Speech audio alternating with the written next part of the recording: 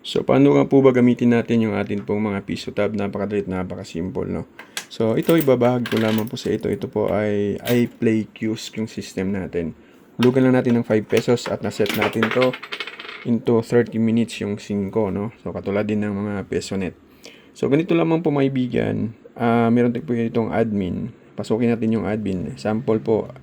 Ang default po nito is admin 1234. So, ito yung makikita mo natin. Ayan. So, dito sa gilid, ito yung kanyang features, no? Meron na pong app installer ho dito. Pwede tayo mag-install ng mga games, pero selected lamang po, no? Limited lamang yung games dyan. So, pag gusto po nating dito sa portal wallpapers, etong sa baba, dito natin pwedeng palitan yung portrait or mga banners pang portrait or landscape. Magda-download lang tayo dito, tapos save. Ganun lang siya kasimple. No? Kung ayaw nyo ng ganito, so maghanap lamang po kayo dyan. So, ito naman po kung paano natin dagdagan ito ng, mag-change password po muna tayo, settings. Tapos, scroll down muna tayo. Tapos dito po, admin password. I-change natin dito yung password. Maganda kung i-change ko talaga natin agad. Tapos, ito maibigan sa smart charging. Ayan. Ang maganda dito, merong smart charging. Tapos 90% mag-stop po yan ng mag-charge, 25% mag-charge naman po yan ulit para safe yung ating battery. So ito yung kagandahan din ng iPlay Kiosk, no? Ano pa dito? Yung deep freeze mga kaibigan, remove account, ayan, existing po ito. So yun po mga account dito sa baba ay pwede po nating ilagay sa deep freeze or update clean up, no, para paglabas ng client customer is hindi na po maiiwan yung account niya doon sa Facebook, Google, or sa anumang game na kanyang gagamitin. At meron din po itong update mga kaibigan. For example, nag-update yung developer, i-click lang itong update, tapos okay na po yan. So, pag gusto nating maglagay ng mga games sa Play Store, kailangan natin itong i-click ang maintenance. Ito. So, maintenance, click natin yan, tapos click natin ang save settings. So, ngayon mapupunta tayo sa dito mga kaibigan, no? Sa home, click. So, ma-open natin to kahit may naghulog. So, ma-open natin kasi nasa maintenance mode tayo. Kasi, sa Play Store tayo magda-download. So, click yung dito banda, admin, tapos click admin. So, mapupunta tayo dito banda. So, click yung quick setup. So, dito, hanapin natin yung Play Store. Saan na yun? Ito, hanapin natin yung Play Store. Magda-download tayo dyan. Pagkatapos, pag may ma-download na po tayo dun sa Play Store, balik tayo sa ating iPlay Kiosk. Ito. iPlay Kiosk. Yan. Tapos, babalik tayo sa admin panel. Admin panel. So, click yung admin, tapos click yung iPlay Kiosk. Ayan. Again, admin panel, click natin yan. Admin panel again. At mapupunta na tayo dito. Ito, click nyo lang yung arrow dyan. Mapupunta tayo sa admin. So, ngayon, 3 lines or di kaya settings, 2 tap. Makita natin dito yon. Okay? So, pag may na-download kayo dun sa Play Store, ang gagawin nyo, i-allow apps ninyo. Click yung allow apps. Tapos, hanapin natin dito kung hindi pa siya naka-allow. Sample, dito po sa AB Friends, no, na games, hindi pa naka-allow. Allow natin yan. Angry Birds, allow natin para makita natin mamaya sa menu. Kasi ilalagay natin siya sa menu mga kaibigan. Menu or menu. Anong tawag, ano dyan, pagbasa, ayan. Mga games na wala pa na allow natin para makita natin ito. Allow yan. Yung download niyo sa Play Store, allow niyo lang po dito yung pong sinasabi ko kanina, no. So mayroon pong mga hindi pa na-allow dito, kaya i-allow ko lang siya para makita natin. So pakita ko sa inyo maibigan yung paglagay sa game menu nito. So sa lahat ng po nating mga client, ganito lamang po yung gagawin. Ito, Mortal Kombat. Ito yung hindi pa na-allow. So, hanapin ko lamang po yung Plant vs. Zombie. Inilalaro din to. Roblox. Yan. Ito kadalasan ginagamit ng mga bata. So, i-allow ko lang siya. Click lamang po yung gilid. Yung may diyan, square dyan na maliit. So, ayan. Check muna natin. Ayan. Marami po lang hindi pa na-check. So, okay na po yun mga kaibigan. Click lamang po ang save settings. Kaya ngayon, next gagawin is 3 dots. 3 lines sa taas or di kaya dito. Kung hindi nyo makita yung 3 lines dito po sa itap po ninyo ng pangalawang beses tong settings. Para makita nyo po dito. Tapos punta tayo sa game menu. Tapos scroll down. Ayan, scroll down. Punta kayo sa online games. So, click natin yung online games. Hanapin din natin dito yung mga games na pwede pang online. O pang online siya, nabilong siya sa online. So, okay, hanapin ko lamang po yung mga nabilong sa online. Ayan.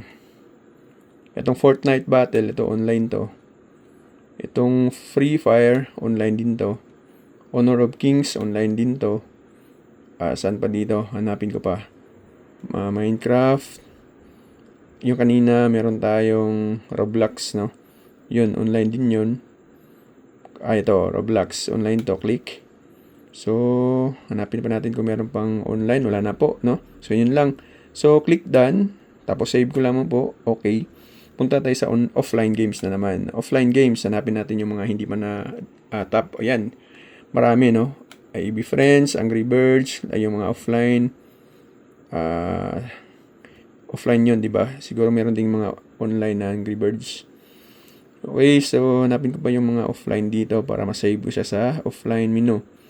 Para marami tayong makita doon na offline na games. Di ko alam kung online ba to offline. Etong baba pa tayo, no?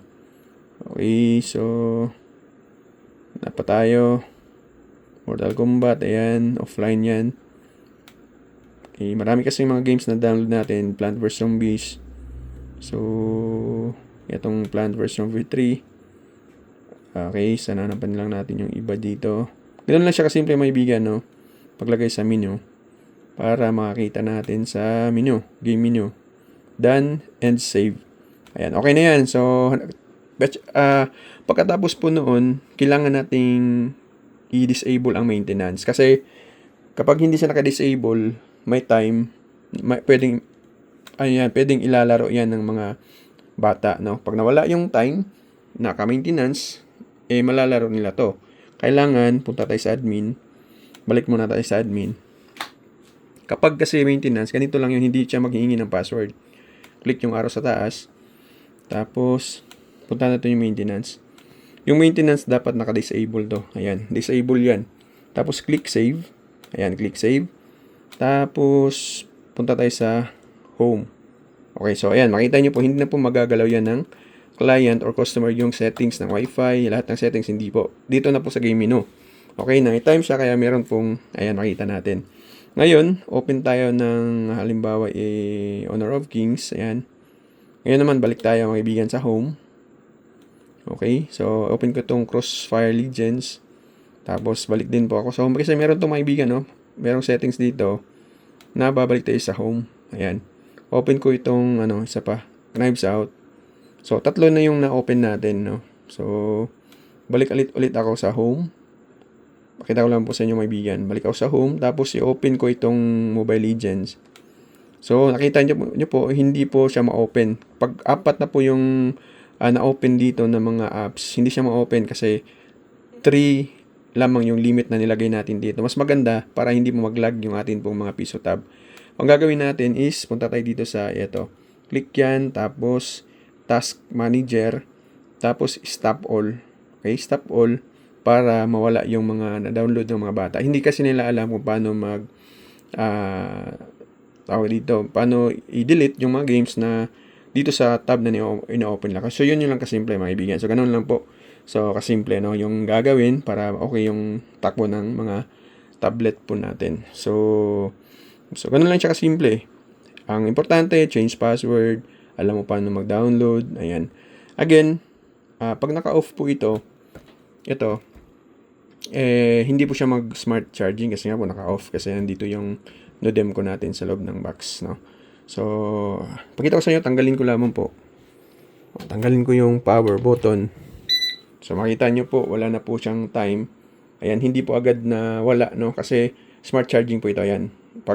Ayan, nakita nyo po, hindi siya nawala kasi nagko-connect pa yung tab natin at saka yung modem ko po natin. Pero ito, kaibigan, hindi na po siya ma-open. Di ba? So, again, hulugan natin ng piso. Ayan, ma-open naman na po natin ito, ayan. Yeah.